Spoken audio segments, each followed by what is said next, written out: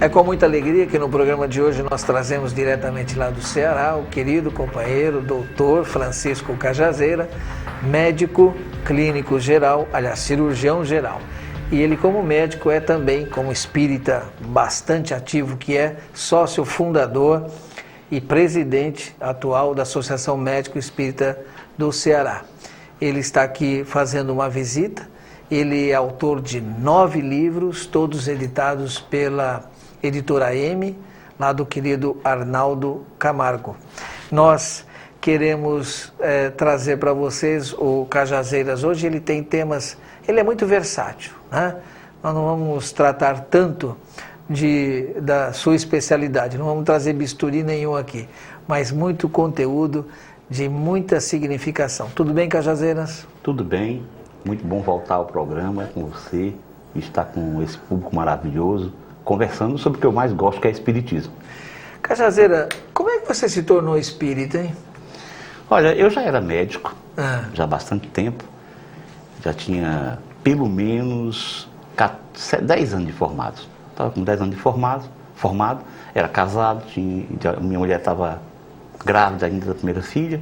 Regilane. E a gente começou a ter algumas dificuldades de relacionamento. Nós moramos quase 10 anos. Não conta para todo mundo, não. Você enrolou ela todo esse tempo, rapaz? Todo esse tempo. Caramba. E depois a gente tinha um relacionamento sempre muito bom. Começamos a ter algumas dificuldades. E um dia a gente teve um mal-estar. Eu não cria na questão do espiritismo, até fazia algumas brincadeiras, como sempre as pessoas fazem. Ela também não era espírita? Ela não era espírita, mas os pais dela frequentavam o centro espírita. Tá. E ela era obrigada a ir com os pais, com a mãe. Tá certo. Com a mãe. E às vezes brincava com ela. Dizia, como é que é lá? Os espíritos já baixaram por lá e tudo. E nesse dia a gente teve um mal-estar e eu disse, traz a Bíblia. Tinha uma Bíblia lá em casa. E na Bíblia a gente abriu, eu não lembro mais qual era a parte da Bíblia, sei que alguma coisa sugeria, eu pelo menos interpretei, que sugeria um envolvimento espiritual. E eu disse, bom, vamos procurar um bom centro espírita, porque esse negócio quem entende é o pessoal do centro espírita. E fomos, e no primeiro encontro que eu tive, sugeriram-me que eu lesse Kardec, e eu comecei a ler Kardec e não parei mais. Aí você percebeu aquilo que o Kardec já tinha dito, você era um espírita sem o saber. Quando eu li o Livro dos Espíritos, que foi o primeiro que eu li, e li sofregamente, com uma sede, eu terminei, mas é isso que eu sempre pensei. Tá aí. As palavras são colocadas, é o que eu sinto, é o que eu penso, realmente. Você, na sua cultura geral, então, pelo menos já havia, assim, essa ideia dos espíritos. Você falou, vamos lá que os espíritas é que entendem. Olha, é assim, eu desde muito pequeno, mesmo quando criança, tinha alguns lances mediúnicos que eu não entendia como mediúnicos. Tá. Eu tinha percepção na época, eu interpretava como, por exemplo, almas do purgatório. Tá. Eu ia dormir algumas vezes e eu tinha a sensação de que estava sobre um mar de pessoas que clamavam, que gritavam, que choravam. E eu achava, quando eu acordava muito preocupado, assustado, eu achava que eram as almas do purgatório. Então, a rezar. Entendi. Mas eu sempre tive uma atividade muito intensa, comecei a trabalhar muito cedo, já com 14 anos estava trabalhando e estudando. Depois entrei num curso de medicina, que é um curso realmente que toma muita gente, e a minha atenção foi muito voltada para as coisas do dia a dia. E percepções mediúnicas às vezes aconteciam, como por exemplo, já na época de faculdade eu tinha muitos desdobramentos. Olha. Só que eu não entendia o que era aquilo, eu dizia que eu estava levitando. Eu saía do corpo, eu não entendia assim, mas saía do corpo, ia para a rua, ficava vendo o movimento da rua e eu ficava aflito. E outras percepções, audiências que eu levava em conta de uma paranormalidade. Tá. Mas também não explorava isso, nunca explorei isso. Entendi. E só depois desse tempo todo que eu comecei a entender tudo. Agora, interessante que foi a sua atitude diante de um problema da sua pessoa querida, você buscar a Bíblia, quer dizer, o espiritual também, quer dizer, era uma presença a minha forte. família, especialmente a minha avó materna, ela era muito católica. Uma pessoa doce, maravilhosa, ia à missa todo dia. Então, essa religiosidade, Sim. né, ela permaneceu. Bom, aí você mergulhou de cabeça, já produziu 9 obras sobre mediunidade, sobre teologia espírita, enfim, sobre eutanásia, bioética, perdão. São 9 obras já, Então, né? são Bom, 9, estamos aí na 10ª. bom, a 10ª, que inclusive você está praticamente aí lançando, é sobre depressão, é isso? Depressão, doença da alma, o título. A depressão é uma doença da alma? Como é que é essa dicotomia? Tem gente que a medicina, né, aquela psicossomática até admite isso. Não sei como alma. Mas a grande maioria, sei lá, você vai dizer, como é que está dividido isso? Olha, hoje... Coloca aí só o lado bioquímico, enfim... Hoje já não existe, pelo menos a gente não tem mais uma guerra entre os diversos pensamentos acerca das causas da depressão. Há uma convergência. Há uma tendência a compreender que esses fatores se associam para deflagrar o quadro da depressão. Às vezes um fator aciona o processo e outro que acaba preponderando. Dependendo do tipo, você vai ter a preponderância de um dos fatores, que podem ser fatores biológicos, fatores psicológicos e fatores socioculturais. E eu digo que na base de tudo isso estão os fatores espirituais. Olha, você está dizendo que na base disso tudo estão os fatores espirituais. Por que a depressão está ganhando, vamos dizer assim, uma dimensão grande? Ela parece às vezes até que tem uma propagação, nós já conversamos fora daqui sobre isso, um caráter epidêmico. E você disse que é até pandêmico. Pandêmico. É pandêmico porque a depressão é um mal que atinge o mundo inteiro e em proporções cada vez mais elevadas. Quer dizer, nós hoje em dia temos um quadro depressivo no mundo onde o número de pessoas, a quantidade de pessoas que sofrem do problema tem aumentado de uma forma fabulosa, ao ponto de a Organização Mundial de Saúde prever para 2020 que a depressão será a segunda causa de morte no mundo. Bom, você então diz que a causa básica da depressão são os fatores espirituais. E você está nos trazendo aqui uma avaliação da ONU, fazendo uma projeção disso, e também traz a informação de um caráter pandêmico.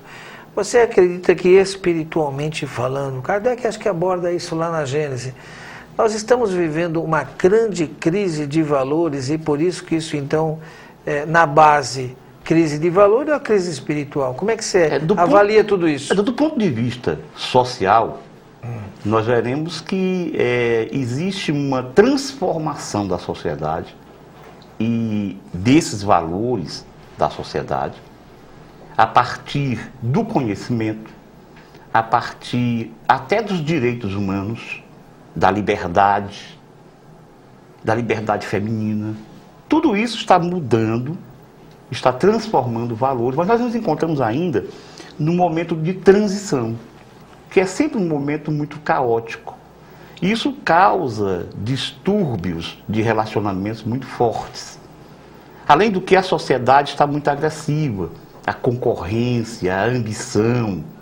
Isso tudo vai gerando fatores socioculturais, sem se falar nos fatores psicológicos que têm a ver com a formação da personalidade, por causa de uma família doente.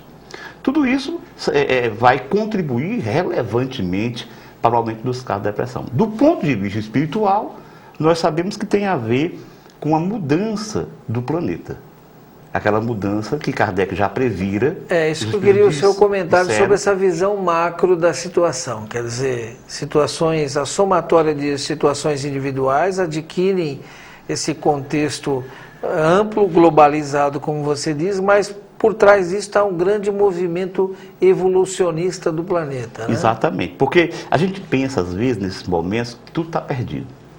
Se você analisar de dentro, quer dizer, nós estamos aqui nesse mundo vivendo.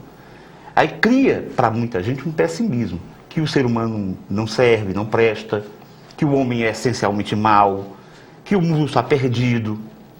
Na verdade, se a gente analisar isso de fora, vendo o todo, a gente vai compreender que estamos tendo a oportunidade de vivenciar situações capazes de promover uma separação para que permaneça no mundo, reencarnando nesse planeta, as pessoas que já têm um avanço no seu entendimento do ser humano como algo maior, com maior dignidade e até com a questão espiritual. E os demais passam a reencarnar em mundos mais inferiores, compatíveis com o seu estado. Porque é o momento de separação do joio e do trigo, como dizia Jesus. Então você vê mesmo essa ação ocorrendo hoje? Sem dúvida alguma. E de alguma maneira atinge as pessoas são colocadas em xeque. Todos nós estamos tendo uma oportunidade de validar o passaporte para a manutenção desse planeta, para continuar vindo reencarnar neste mundo.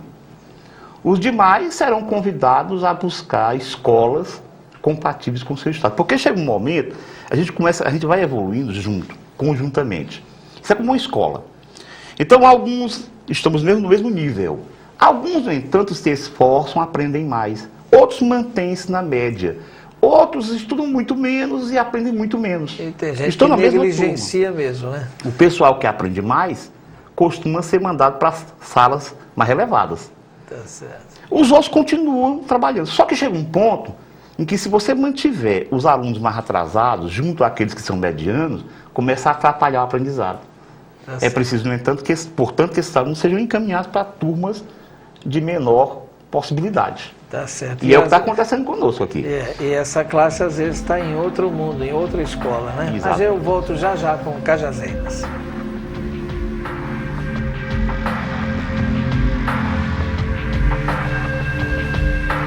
Acesse a página do clube na internet www.radioboanova.com.br e associe-se. Assim, você passa a fazer parte deste clube de amigos que patrocina as ações de divulgação do Espiritismo pela internet, literatura, rádio e televisão. Outra forma de associar-se se dá através do telefone 0800 12 18 38. Uma vez sócio, você passa a fazer parte do clube e tem acesso a receitas, mensagens, poesias, notícias relacionadas a eventos espíritas e muito mais. Além, é claro, de fazer valer a mensagem do Espírito Emmanuel. A Rede Boa Nova de Rádio leva a seus ouvintes mensagens que podem mudar a forma de encarar a vida. Mensagens assim não são tão fáceis de achar, mas encontrar a Boa Nova é muito fácil. Nossa programação é transmitida 24 horas por dia, não só no Brasil, mas no mundo. Acesse www.radioboanova.com.br e ouça muito mais. Em todo o país, sintonize a antena parabólica. Em polarização horizontal, frequência 1240, canal de áudio 6.2. Na Grande São Paulo, em 1450M. Em Sorocaba e região, 1080M. Mais informações, ligue para 0 operadora 11 64 57 7000. Entre na sintonia da Boa Nova. Nós da Rede Bandeirantes, como espero que você, empresário, também ajudamos as casas André Luiz. As obras que se vêem aqui são emocionantes, são dignificantes e são um trabalho que a população precisa. Então, se você puder e se você também se tocar com isso, ajude as casas André Luiz.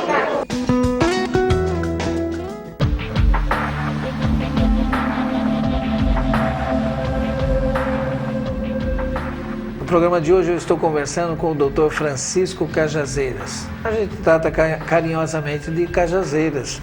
Ele vem lá do Ceará.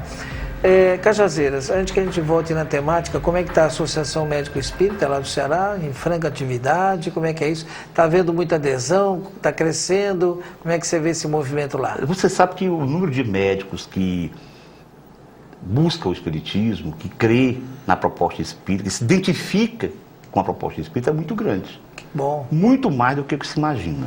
Agora, trazer esse pessoal para dentro da Associação Médico Espírita participar dos trabalhos, isso é mais difícil. Tá Porque certo, o mas médico é um tem, começo, né? tem uma atividade muito grande, Sim, tem um trabalho, sim, trabalha sim. em muitos lugares, então Verdade. horários difíceis. Complicado. Então, quem realmente participa do grupo, participativamente, é um grupo pequeno. Aliás, é uma constante, né? A obra, na verdade, são os abnegados, né? Na Pessoal que carrega tudo nas costas. eu digo que são as pessoas que são endividadas maiores. Não, eu não diria. Eu diria que são consciencialmente maiores. Isso é que é verdade. Cajazeiras, voltando ao tema do depressão, seu mais recente tema a ser lançado aí, já deve estar essa hora nas livrarias aí quentinho. O Arnaldo acabou de me informar que a coisa já está saindo da gráfica. Tá. Né?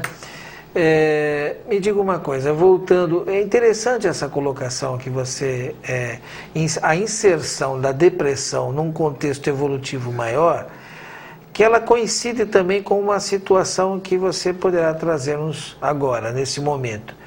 Porque se é uma crise espiritual, ela envolvendo a humanidade neste planeta, né?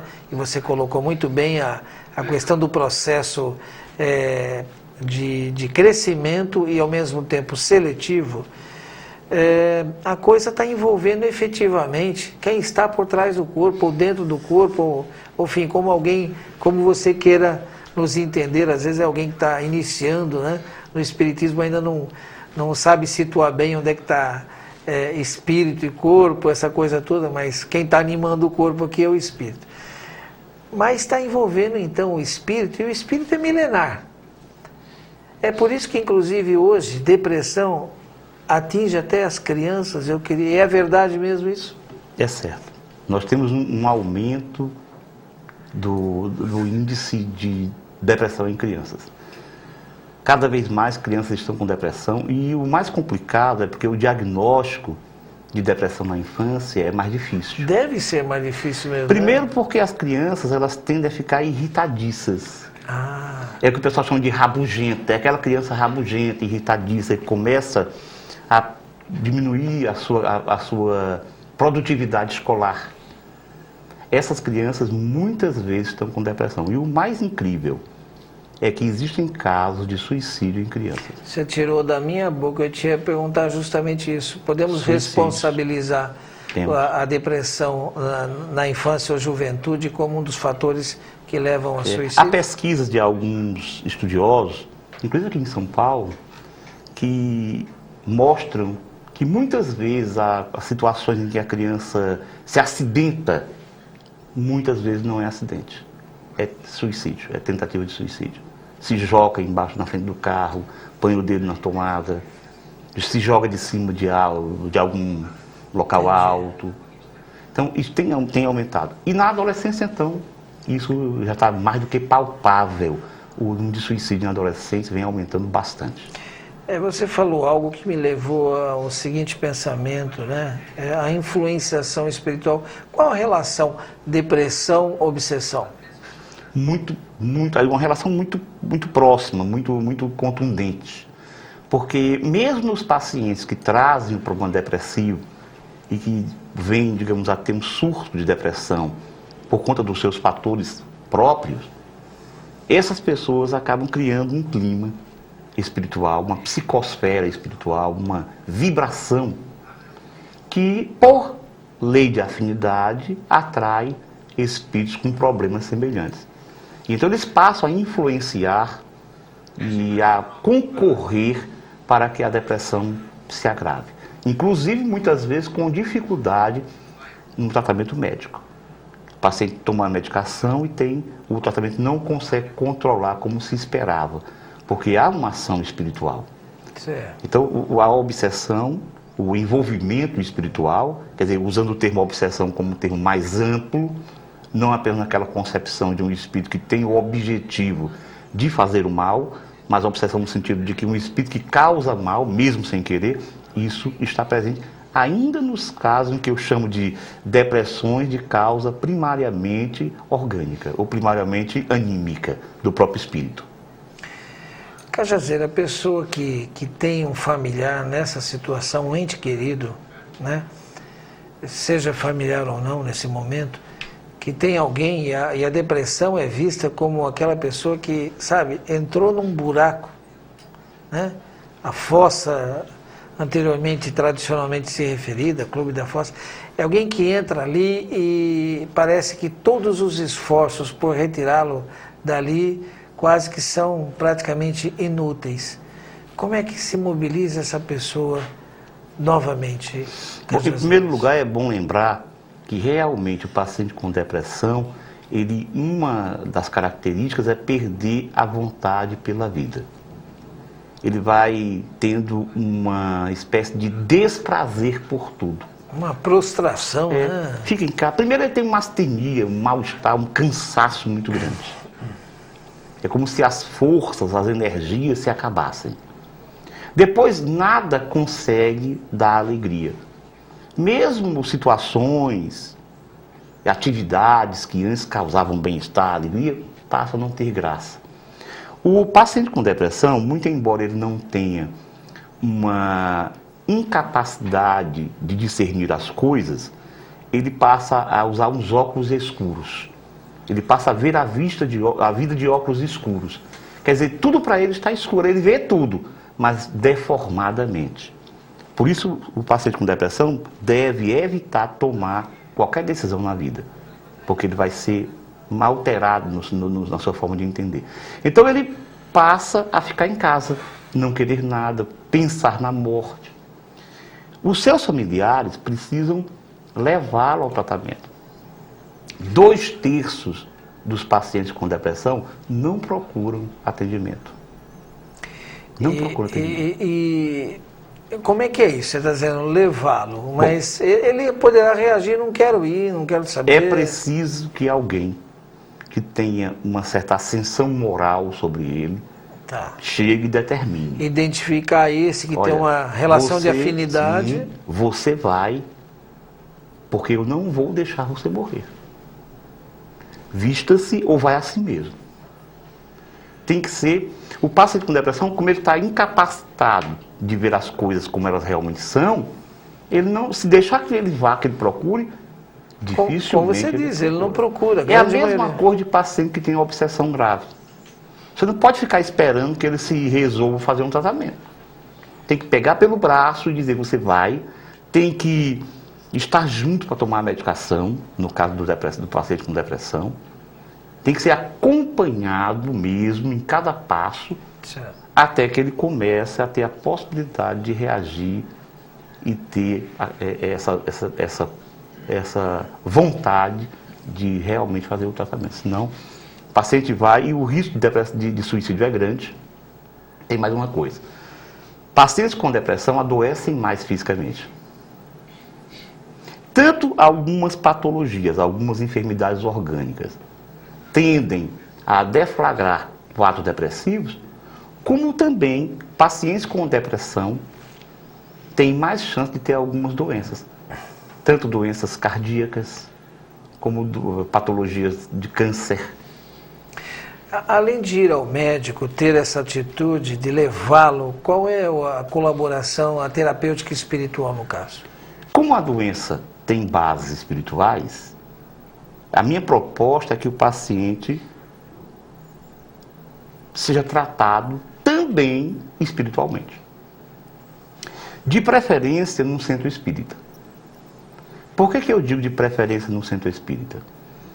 Porque é o único local onde, baseado numa ciência, se pode interferir positivamente em favor do doente nas influências que sempre existem.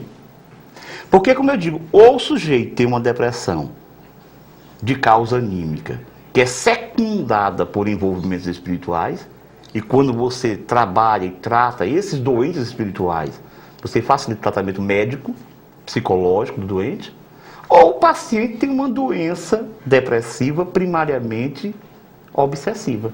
Quer dizer, a sua depressão aconteceu por um envolvimento espiritual, e aí sim, muito frequentemente com o objetivo de fazê-lo sofrer, e mais do que, lógico, ele tem que começar também um tratamento espiritual. Então, o tratamento espiritual, ele auxilia muito esses pacientes.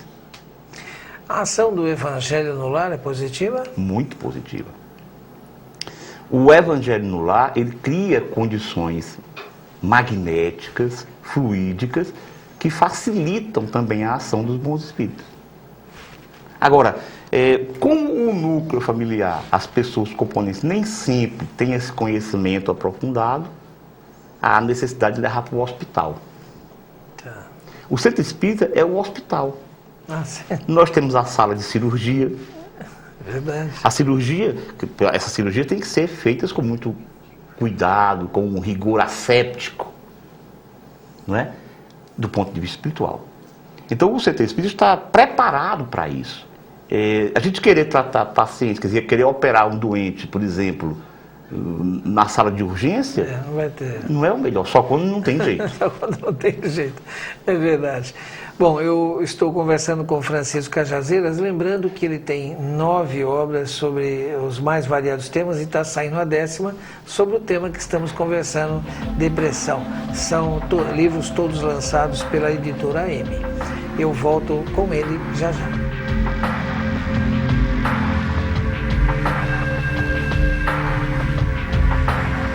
As Casas André Luiz se esforça para tornar menos difícil a vida do portador de deficiência mental. Atualmente, são mais de 1.200 seres humanos que dependem do nosso apoio.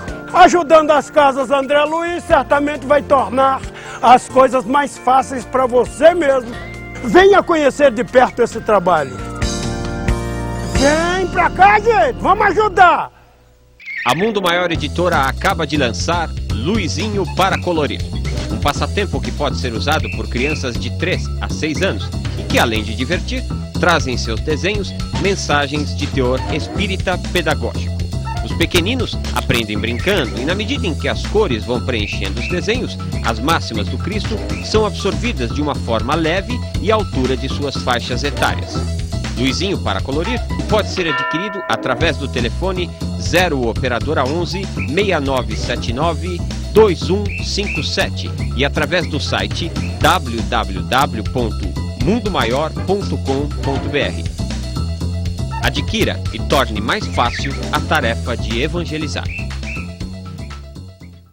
Luizinho História em Quadrinhos é mais um lançamento da Mundo Maior Editora. Com ele, as crianças aprendem a entender assuntos diretamente ligados ao espiritismo de forma leve e divertida. A morte, a mediunidade, o respeito ao próximo e o exercício da cidadania são desenvolvidos no livro que tem formato de gibi, de forma a educar enquanto entretém a garotada. Luizinho História em Quadrinhos pode ser adquirido através do telefone 0 operadora 11 6979 2157 ou através do site www.mundomaior.com.br. Leve para casa em DVD uma homenagem a Chico Xavier. Foi aquele programa Pinga Fogo, onde o Chico abordou todos os temas mais importantes. Emmanuel sabia quem era Chico Xavier e Chico já veio dotado para que esta missão pudesse ser cumprida. O Boa Nova na TV, especial 4 anos sem Chico Xavier em DVD, pode ser seu por apenas R$ 23. Ligue para 0 operadora 11 6458 3214 ou mande seu e-mail para tvmundomaior@tvmundomaior.com.br. E tenha essa recordação que traz também a musicalidde de Ana Ariel. Meu Senhor, ouve esta prece, faz-me viver pra ti. DVD Boa Nova na TV, especial 4 anos sem Chico Xavier. Arte e espiritualidade pra você, agora em DVD.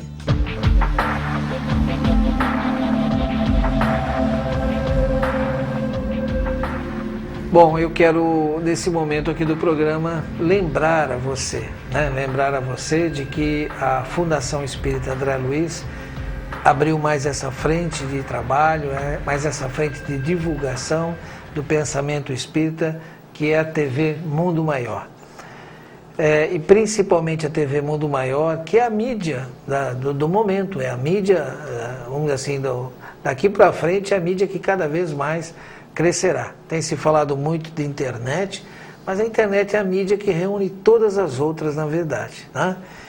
E o Brasil aí agora, né, passando para a TV digital e essa coisa toda, então vocês imaginem não só a necessidade de crescimento, como também de toda uma adequação tecnológica.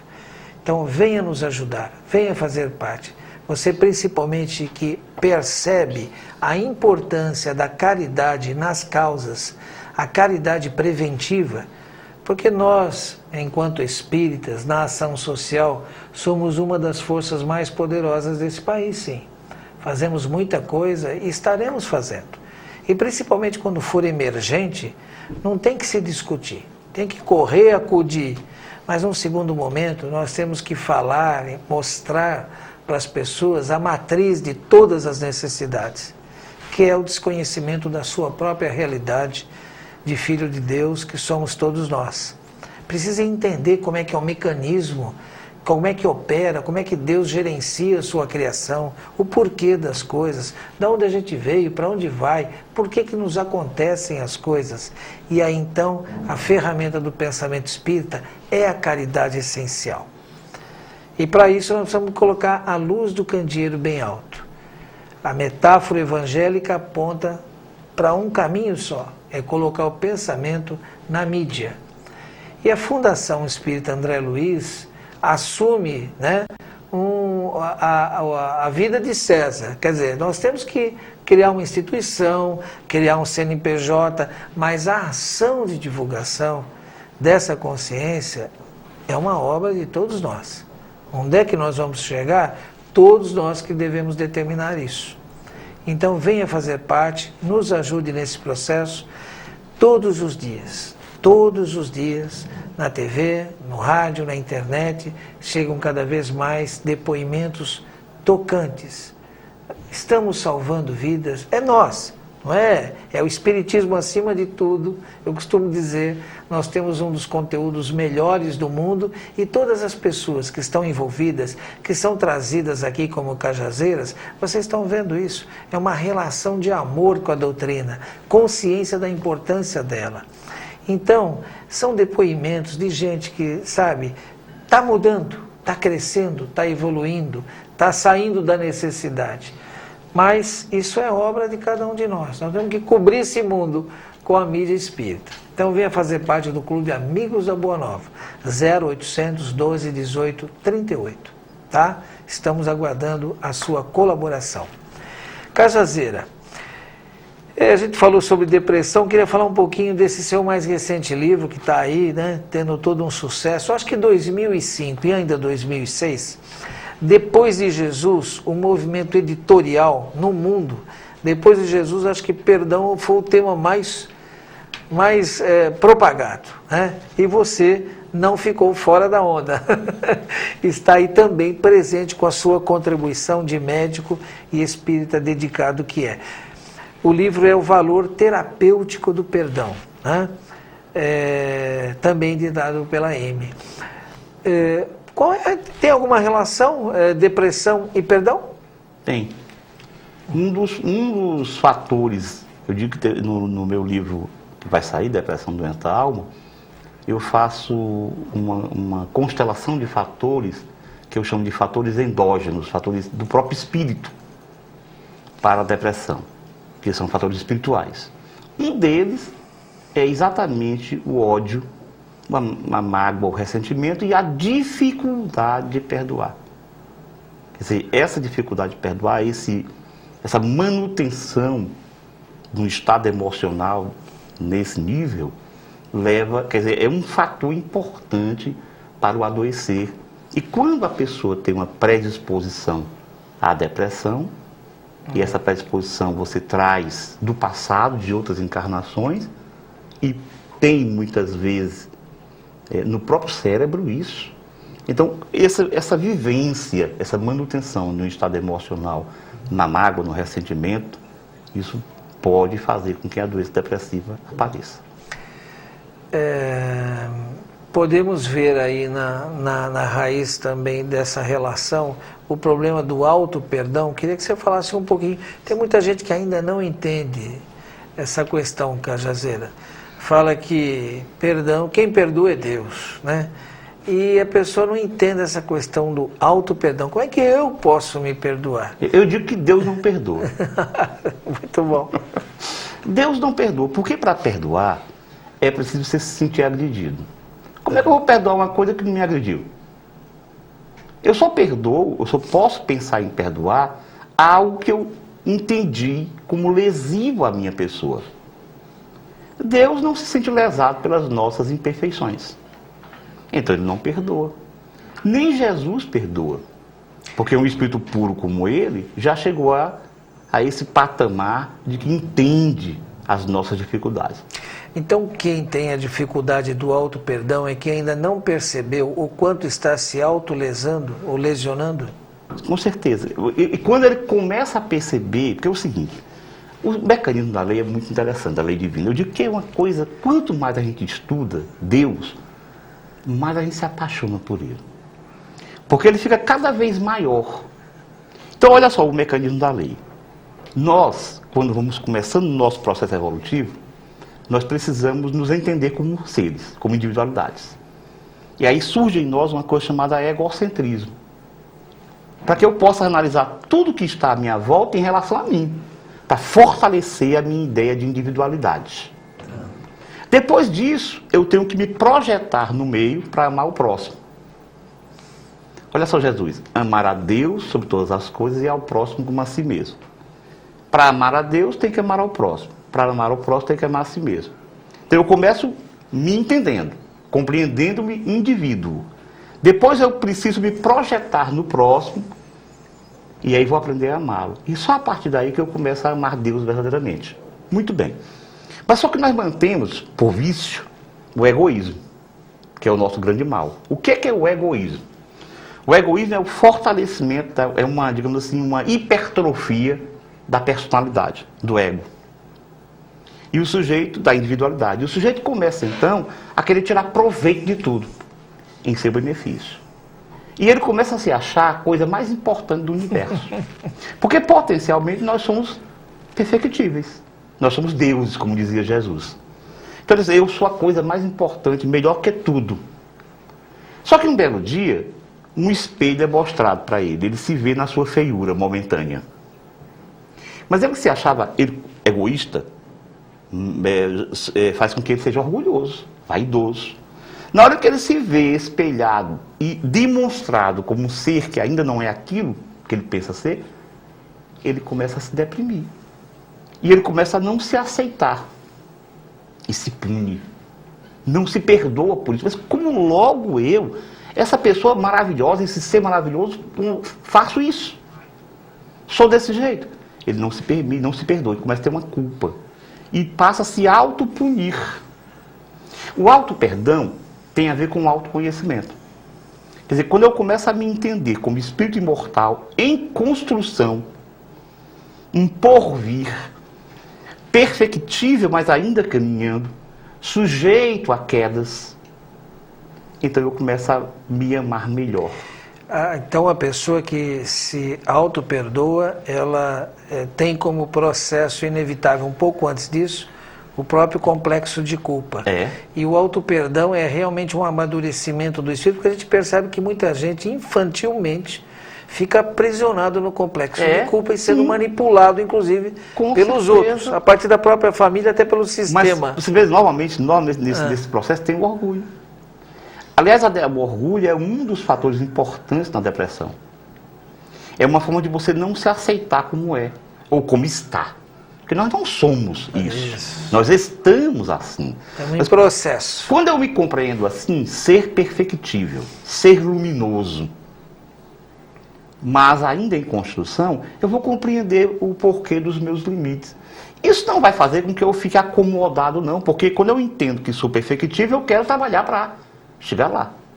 Mas eu vou compreender por que eu errei, por que eu escorreguei, por que eu estou assim. Então eu começo a me compreender. Me compreendendo, eu sou mais tolerante comigo. Eu me perdoo e tenho mais chance de perdoar o outro. Porque lembra? Amar a Deus sobre todas as coisas e ao próximo como a si mesmo. Começa no amor, no alto amor. E como você diz na obra, o valor terapêutico do perdão, isso é saúde, né? Isso tem um reflexo na saúde geral, fisiológica, orgânica. Fala um pouquinho. Temos 2 minutos antes do bloco. Os grandes emissários do bem, tendo à frente Jesus, sempre nos lembraram da importância do perdão. Só que a gente, quando vê o Evangelho, a gente, ser humano, com o Espiritismo, isso muda. A gente tem uma tendência de pensar sempre de uma forma exclusivamente ético-moral. Quando Jesus nos exorta ao perdão, ele tem por objetivo algo mais amplo. O perdão leva à saúde integral.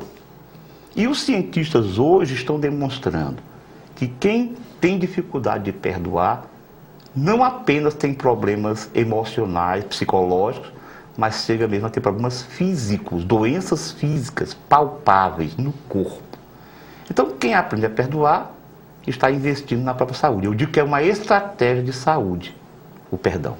Uma clara evidência da realidade psicossomática. Sim.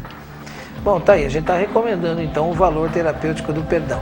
Mas eu tenho mais um tempo com o Cajazeiras e eu volto já já.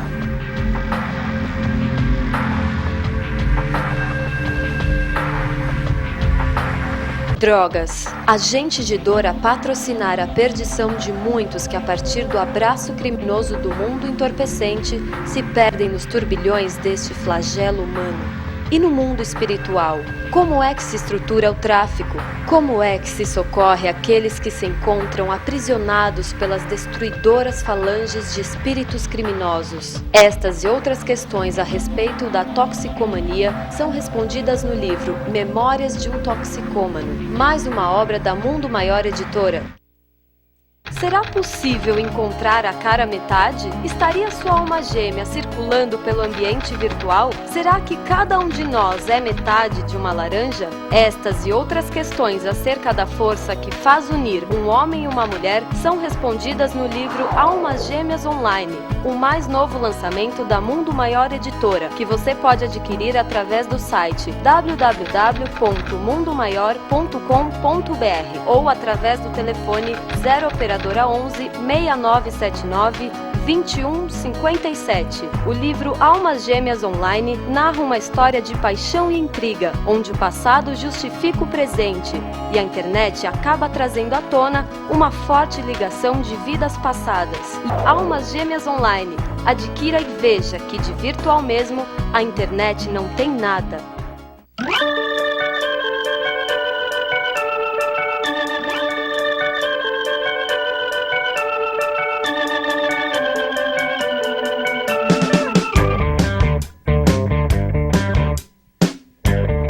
Os espíritas desejaram durante tanto tempo a realização desse sonho, que é a TV Espírita. Hoje ela está no ar. A TV Mundo Maior hoje é uma realidade. E para ela ir adiante, e ela vai adiante, nós precisamos da sua ajuda. Você pode fazer como Marcelo Lemos, ser nosso parceiro. Para mim é um grande prazer ter vocês como parceiro, porque eu acredito tanto no crescimento da emissora, como eu acredito no meu crescimento também. Você pode nos ajudar associando-se ao Clube Amigos da Boa Nova.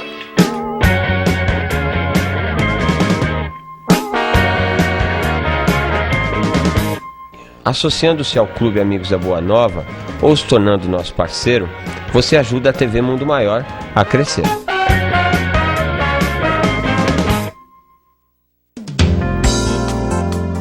No Mercatudo você encontra de tudo da melhor qualidade pelo menor preço.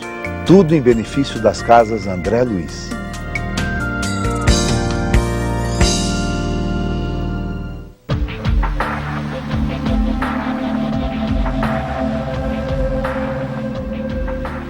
Eu estou conversando com o doutor Cajazeiras, Francisco Cajazeiras, médico cirurgião geral, mas também presidente da Associação Médico Espírita do Ceará. Cajazeira, como é que está essa questão da bioética, né? Tivemos aí um crescimento, a mídia do mundo inteiro foi ocupada, a questão de clonagem, não que isso tenha terminado, muito pelo contrário, nos parece até que existe uma uma briga surda, meio de bastidor agora, mas estamos avançando ou não nessa questão da bioética, nesse cuidado, nesse penetrar nos segredos da vida de uma maneira adequada, consciente, tomando todos os cuidados? Bom, nós temos ainda, e é bem compreensível, grandes dificuldades e graves polêmicas em torno de temas como utilização de embriões para pesquisa científica, como o próprio a clonagem de seres humanos, e assim, temas desse tipo. Isso ainda é muito polêmico, inclusive no meio espírita. Sim, mas é uma ação, inclusive, que tem todo um patrocínio, tem toda uma liderança da própria ONU. Você acredita que estamos avançando numa consciência ética em relação vamos dizer assim, a penetrar os segredos da vida? Olha só, até com relação ao ser humano. O próprio aparecimento da bioética, compreendendo como uma reação ao vertiginoso progresso tecnológico e científico na área de saúde, o próprio aparecimento da bioética demonstra uma busca por se socializar esse conhecimento e a sua aplicação. Porque a bioética é um conhecimento interdisciplinar e transdisciplinar. Quer dizer, o sujeito não é especialista em bioética, ele é um estudioso, o bioeticista é um estudioso da bioética.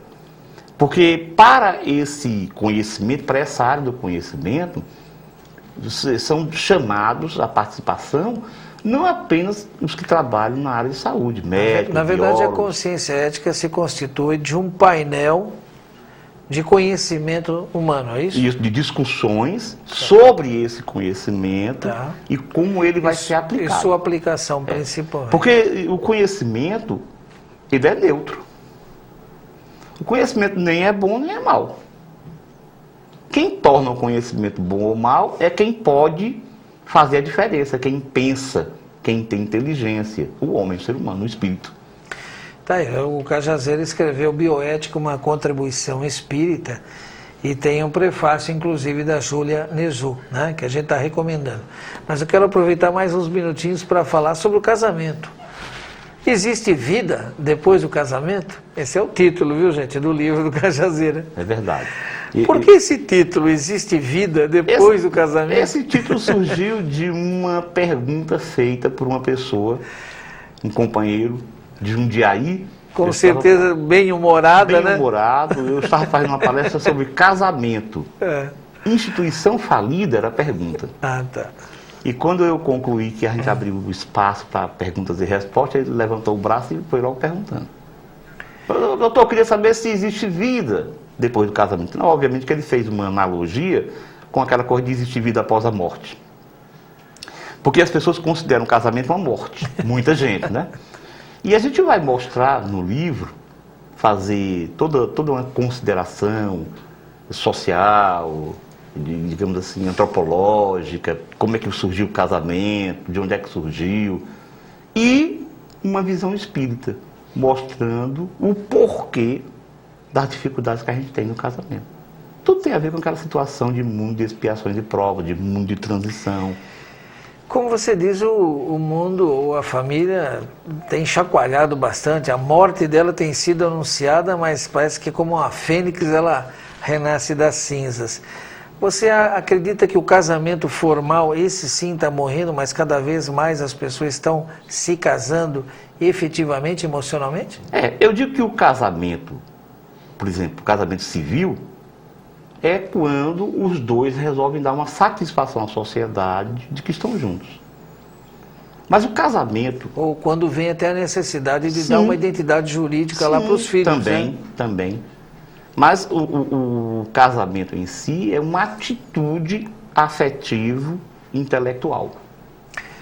E que deve ser a mais amadurecida possível. Né? Eu até digo no livro o seguinte, que eu fico muito preocupado quando ainda existe no nosso dia aquela tendência assim, o meu casamento é a festa de despedida de solteiro. Porque eu acho assim, quando você precisa de uma festa de despedida solteira, que você não está se sentindo casado. E você só deve casar, quer dizer, formalizar legalmente o seu casamento quando você já está emocionalmente casado. E quando se está emocionalmente casado, não se precisa ter despedido de solteiro, porque já se despediu há muito tempo. Você está tão envolvido com o casamento, está casado mesmo, que você não, já abandonou aquela questão da vida de solteiro. Então, eu fico preocupado quando alguém precisa disso. Quando não é só uma questão cultural, porque às vezes é só cultural. Talvez aqui fugindo um pouquinho do tema dos seus livros, eu não me lembro, porque esse livro já está na 5ª edição, né? Olha aí, o livro é bom, né? 5ª edição. E eu li na 1ª edição, então nem lembro agora, porque são tantos livros que eu leio, não sei se você toca mas na questão. Como é que você vê a questão do casamento homossexual? Olha, a questão da homossexualidade é uma questão das dificuldades que o espírito tem em resolver a sua vida, em assumir a polaridade sexual em que ele nasceu. Porque do ponto de vista espírita, assim, se você nasce numa indumentária masculina, a lei está demonstrando que é porque você deve agir de acordo com o sexo masculino. Porque nós não somos nem homens nem mulheres, nós somos espíritos. Então, se eu nasço com um corpo masculino, demonstra-se que a lei está pedindo que eu use o corpo masculino. Mas os psicologicamente, os conflitos espirituais, as dificuldades que se tem, ou as permanências numa polaridade, podem levar um espírito encarnado num corpo a buscar a relação sexual, genital, com o de outro sexo. Que é importante, quando a gente vai falar de homossexualidade, definir-se, senão se confunde. Então, o que eu entendo como homossexualidade é quando uma pessoa procura ter uma atividade sexual, genital, com pessoa do mesmo sexo. Então, essas pessoas que têm um envolvimento, naturalmente que elas precisam ser respeitadas naquilo que elas resolveram. Agora, isso é uma proposta, é um pensamento de respeito, sim, de compreensão, de tolerância para com o outro. Não é de estimulação a isso. Porque o que eu sinto às vezes é que quando nós passamos por situações, pessoas que sofrem preconceito, acaba muita gente pensando que é despreconceituoso, seria um despreconceito estimular o outro. Não é. Despreconceito é você entender o outro, quando ele resolve assumir uma atitude, uma postura. Então é preciso respeitar as pessoas que tomaram a decisão, têm lá as suas dificuldades em usar o corpo naquela polaridade sexual, como nós temos dificuldades outras, não apenas na área da sexualidade. Como é que você vê a questão da adoção por homossexuais? Já eu fico preocupado, porque nós não temos estudos suficientes para afirmar que não haverá repercussão psicológica numa criança que vai ser cuidada por pessoas do mesmo sexo, como pai e mãe. Quer dizer, ele perde a figura de um dos dois, ou do pai ou da mãe. E isso até, os estudos da psicologia têm mostrado que todos nós precisamos de uma figura paterna e de uma figura materna. Alguém pode dizer, ora, mas há crianças que os pais desencarnam e elas ficam só com uma figura. Sempre alguém assume a outra figura. Sempre. Um tio, um irmão, uma mãe, uma tia, enfim, alguém assume. Quando você tem uma criança que é, desde pequena, educada por um casal homossexual, a gente não pode afirmar com certeza absoluta que isso não repercutirá negativamente na sua personalidade. Então, a gente não tem direito, a gente tem até o direito de assumir coisas pessoais. Por exemplo, o homossexual tem o direito de ser homossexual. Tem o direito de ter um companheiro do mesmo sexo. Mas o que eu, na minha forma de entender, ele não tem direito é de expor outro espírito, outra individualidade. É que essa relação, até por todos os aspectos, porque culturalmente ela tem um impacto tão grande que os próprios homossexuais, me parece, talvez eu esteja tendo uma visão muito superficial, não ainda têm uma vivência, como você disse, suficientemente grande para demonstrar toda a maturidade necessária para a criação dos filhos. Porque mesmo tendo a heterossexualidade, né, nós sabemos dos fatores necessários da maturidade de ambos para um bom desenvolvimento dos filhos. Né? Porque sempre é um desafio, a vida é um desafio constante. Né? Sim. Mas a gente não tem um elemento assim, você não tem casais homossexuais, a gente pelo menos não tem conhecimento de uma massa crítica vivendo em condições emocionalmente estáveis para propiciar a criança todo o ambiente, a psicosfera necessária para isso. Eu desconheço. Não tem. E o que a gente tem em termos de psicologia hoje em dia é isso.